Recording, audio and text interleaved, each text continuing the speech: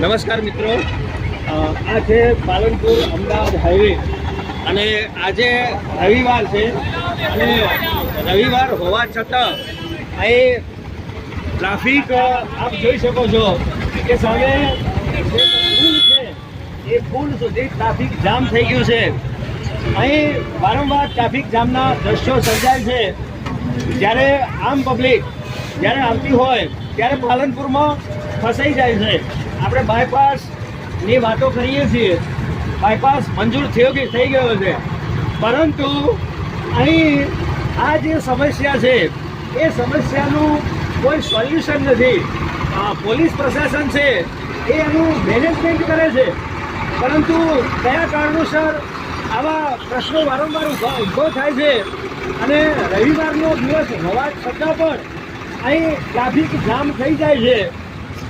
ખરેખર આને કંઈક ડાયવર્ઝન આપવું જોઈએ અથવા અહીંથી એનું કંઈક સોલ્યુશન કરવું જોઈએ। તમે જોઈ શકો છો કે અમદાવાદ હાઈવે ઉપર જે બ્રિજ છે એ બ્રિજ સુધીનું ટ્રાફિક જામ થઈ ગયું છે, લોકો અહીં ફસાઈ ગયા છે।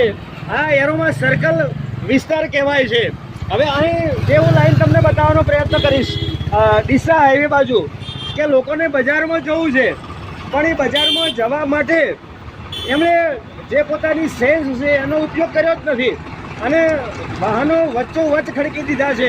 હવે જો વાહનો વચ્ચોવચ્ચ ખડકી દેવાય તો શહેરમાં એની એન્ટ્રી કઈ રીતે થાય અને સામેથી જે વાહનો આવતા હોય એ વાહનો નીકળી કઈ શકે?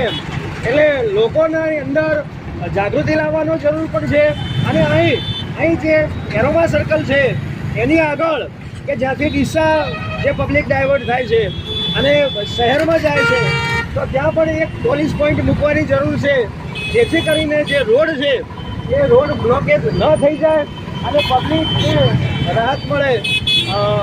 બનાસકાંઠા, પાલનપુર।